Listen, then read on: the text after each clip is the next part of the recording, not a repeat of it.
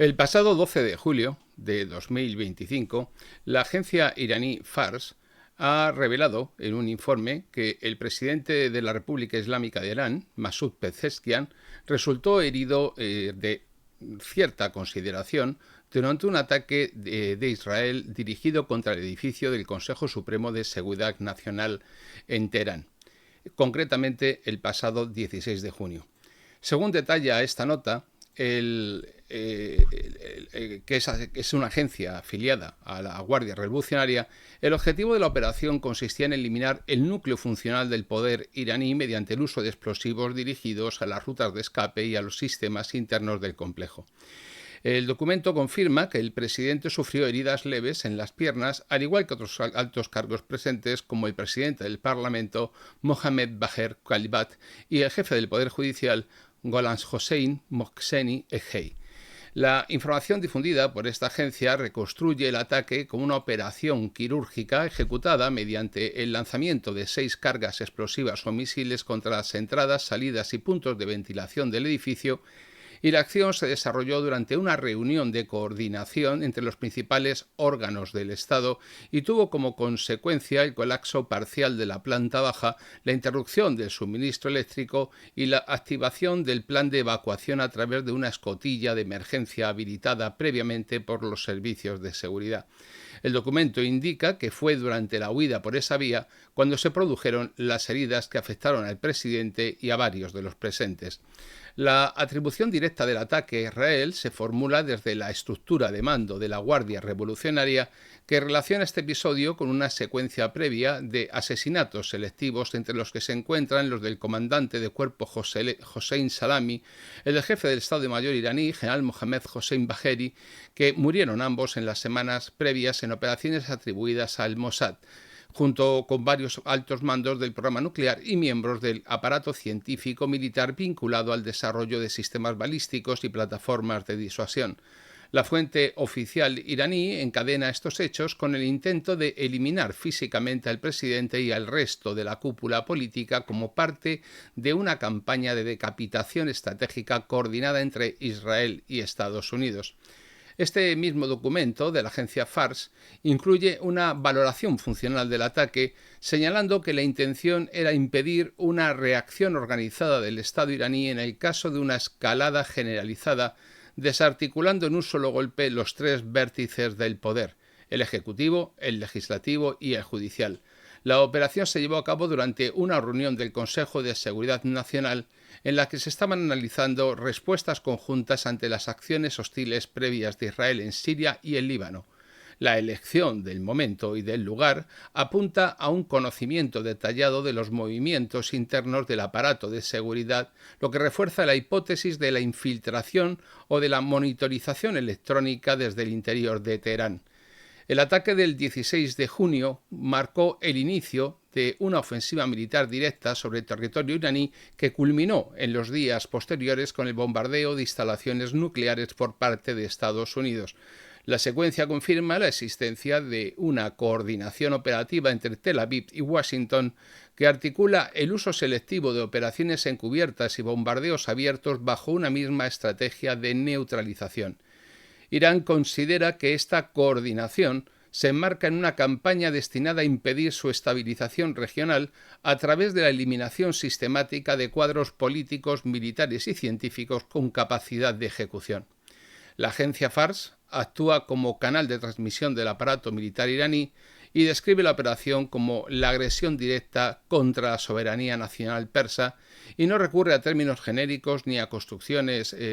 literarias o retóricas, sino que señala de forma precisa los objetivos, los procedimientos y la finalidad del ataque. La alusión al bloqueo de rutas de escape y al corte de flujo de aire indica que la operación no buscaba enviar un mensaje disuasorio, sino provocar el colapso operativo completo de la estructura de mando. El hecho de que los responsables del sistema político iraní escaparan con heridas leves se presenta como una victoria táctica de los servicios de seguridad, sin ocultar tampoco la dimensión estratégica del intento. La elección del presidente Pezeshkian como objetivo refuerza la lectura de que el conflicto ha entrado en una fase en la que las figuras institucionales ya no quedan excluidas del campo de operaciones. Su inclusión como blanco responde a una concepción del poder iraní que no distingue entre responsables políticos y jefes militares. La lógica de los asesinatos que acabamos de comentar ya apuntaba en esa dirección al eliminar figuras que, aunque formalmente son civiles, cumplían funciones estratégicas en la articulación del aparato estatal. La extensión de esta lógica al presidente en ejercicio confirma que el conflicto se ha desplazado desde la periferia al centro del sistema y que la seguridad del núcleo del Estado iraní se ha convertido en objetivo prioritario para el eje israelí-estadounidense.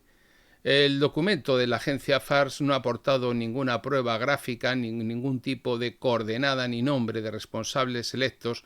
pero sí vincula el atentado con el patrón de actuación anterior del Mossad y con los dispositivos aéreos empleados durante las operaciones anteriores en Damasco, Latakia, Alepo y en las zonas bajo control de Hezbollah. La arquitectura operativa se mantiene. Inteligencia de precisión, ataque en momento de reunión, corte de líneas de evacuación y uso de información interna sobre rutas de seguridad.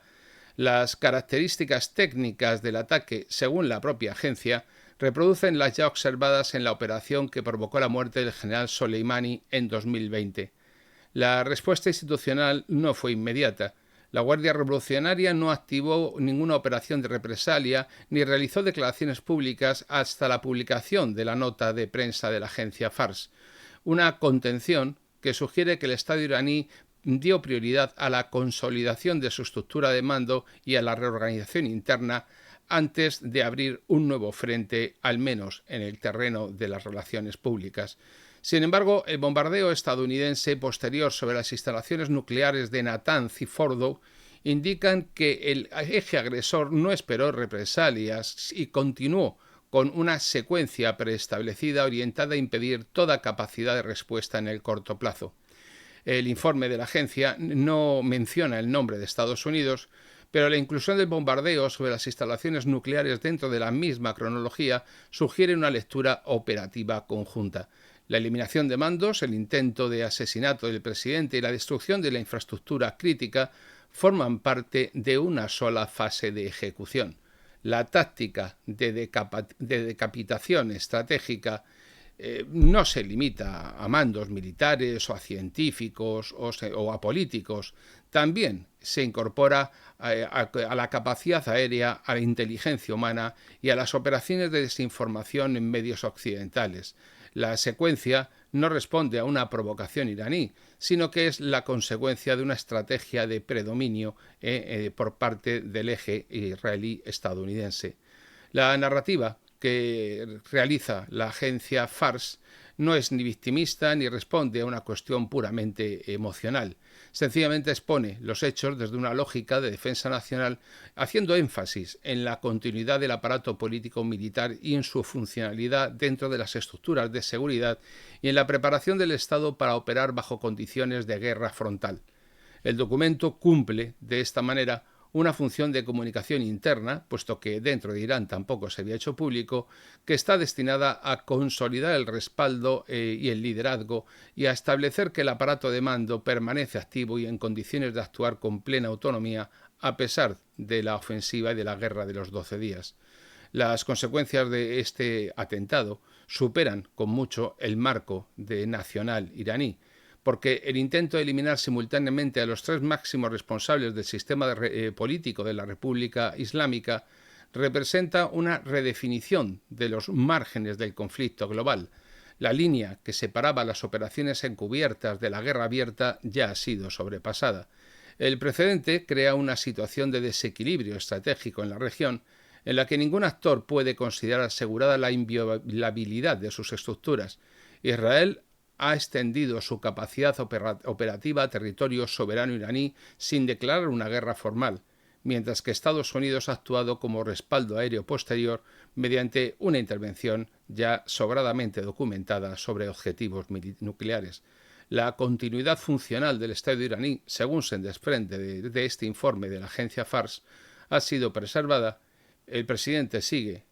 cumpliendo con su cargo, con su función. El Consejo Supremo de Seguridad Nacional continúa operativo y los principales organismos del Poder Judicial y Legislativo, tanto así como del militar, han ratificado su respaldo a la línea política actual del Ejecutivo. Sin embargo, la integridad de las instalaciones gubernamentales y la seguridad de los altos cargos se encuentra ahora bajo un sistema de revisión permanente. La nueva doctrina de defensa ya no considera inviolables los centros neurálgicos y ha activado mecanismos de movilidad táctica, descentralización de reuniones y rotación de estructuras de decisión. La conclusión que se extrae de este episodio es clara. La guerra en curso no se limita al territorio ucraniano ni a las zonas de influencia clásica en Levante, sino que el eje Tel Aviv-Washington ha ampliado su radio de acción hacia el núcleo del aparato iraní, en un intento de desestabilización estratégica mediante operaciones selectivas de eliminación. El informe de la agencia Fars no ha formulado ninguna amenaza ni ha mantenido ninguna retórica en un sentido agresivo u hostil. Solamente ha confirmado que el Estado iraní ha interpretado este ataque como una declaración de guerra estructural en la que ya no rigen las reglas de contención ni tampoco las líneas rojas anteriores.